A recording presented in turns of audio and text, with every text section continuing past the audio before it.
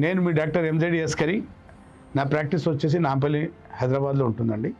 నేను గత 30 సంవత్సరాల నుండి మగవాళ్లలో అంగం స్తంభించకపోవటము, సంతానం కలగకపోవటము, అలాగే అంగం సైజ్ పాడైపోవటం, అంగం కరువు అయిపోవటం, వంకరైపోవటం, సెన్సిటివ్గా మారటం, షుగర్ ఉన్న వాళ్లకు అంగస్తంభన తగ్గిపోవటం, వీటికి చూస్తానండి నేను.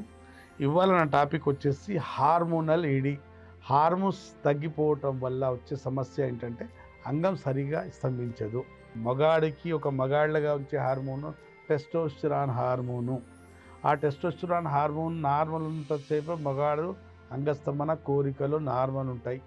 మన బాడీ స్ట్రెంత్ అయినా, బోన్ డెన్సిటీ అయినా, మన గొంతు అయినా, మన హెయిర్స్ అయినా అన్నీ నార్మల్ ఉండాలంటే మన బాడీలో పారామీటర్స్, హార్మోనల్ పారామీటర్స్ అన్నీ నార్మల్ ఉండాలి.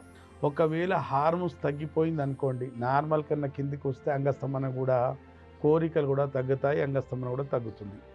ఇప్పుడు హార్మోన్స్ ఎవరికి తగ్గుతాయి అంటే కంటిన్యూస్గా స్ట్రెస్ ఉన్న వాళ్లకు, భయం ఆందోళన వాతావరణం ఉన్న వాళ్లకు, అలాగే ఎక్సర్సైజ్ వాకింగ్ లేని వాళ్లలో హార్మోన్స్ తగ్గొచ్చు. అలాగే నైట్ పడుకోని వాళ్ళకు సెక్స్ హార్మోన్స్ లోపిస్తాయి. అలాగే హస్తప్రయోగం కూడా అతిగా చేయటం వల్ల కూడా ఈ హార్మోన్ తగ్గొచ్చండి. టెస్టికల్స్ బీజకోశాలు కూడా వీక్ అవ్వచ్చు, మీ మెదడు కూడా వీక్ అవ్వచ్చు. అంటే మెదడులో వీక్నెస్ రావటం వల్ల ఇప్పుడు మెదడు నుంచి వచ్చే, మన యాంటీరియర్ పిట్యూటరీ నుంచి వచ్చే కొన్ని హార్మోన్స్ ఉంటాయండి. Follicular stimulating hormone, luteinizing hormone, gonadotropin releasing hormone ఉంటుందండి. ఈ హార్మోన్స్ లోపించడం వల్ల కూడా అంగస్తంభన సమస్య రావచ్చు. అయితే మా దగ్గర మీరు టెస్టోస్టెరాన్ హార్మోన్ తగ్గి అంగస్తంభనతో బాధపడుతున్నారనుకోండి, మీ కామ కోరికలు తగ్గిపోయాయి, మీ అంగం సైజ్ కుచించుకుపోయి షింక్ అయిపోయింది అనుకోండి, మీ అంగంలో చలనం లేదు, ఉన్న గట్టితనం పూర్తిగా రావట్లేదు, పూర్తిగా సస్టైన్ అయి ఉండట్లేదు అంటే మీ బ్రెయిన్లో, మీ బీజకోశాల్లో సెక్స్ హార్మోన్స్ లోపించాయి అన్నట్టు దానికి అర్థం.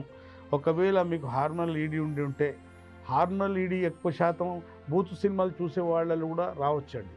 అయితే ఈ సమస్యతో మీరు బాధపడుతున్నారనుకోండి, స్క్రీన్ మీద ఉన్న నెంబర్తో నాతో పేడ్ కన్సల్టేషన్ తీసుకొని మాట్లాడి మందులు తెప్పించుకోవచ్చు. లేదా దగ్గరలో ఉన్న వాళ్ళైతే నాకు ఉభయ రాష్ట్రాల్లో, తెలుగు రాష్ట్రాల్లో ఉంటే నేరుగా నాతో కలిసి ఈ సమస్యకు ట్రీట్మెంట్ తీసుకొని ఈ సమస్యతో మీరు విముక్తి పొందొచ్చు. అది కూడా శాశ్వతంగా మళ్ళీ రాకుండా ఉంటుంది. మంచి వాకింగ్, ఎక్సర్సైజు, మంచి కంటి నిండా నిద్ర, బూత్ సినిమా చూడకుండా ఉండాలి, కొవ్వు పెరగకుండా ఉండాలి. బాడీలో కొవ్వు పెరిగిపోయినా కూడా టెస్టోస్టెరాన్ హార్మోన్ తగ్గొచ్చండి. మన మేల్ హార్మోన్ ఫీమేల్ హార్మోన్లో కన్వర్ట్ అవ్వచ్చు. మన బాడీలో కొలెస్ట్రాల్ పెరిగిపోతాయి. మీకు ఈ సమస్య ఉంటే మీరు నాకు సంప్రదించి ఈ హార్మోనల్ ఈడీతో బయటపడవచ్చు. ఎలాంటి పథ్యం లేకుండా, ఎలాంటి సైడ్ ఎఫెక్ట్ లేకుండా, అది కూడా శాశ్వతంగా. ఒకసారి మందులు వాడుకుంటే మళ్ళీ మందులు వాడాల్సిన అవసరం ఉండదు. అప్పటి వరకు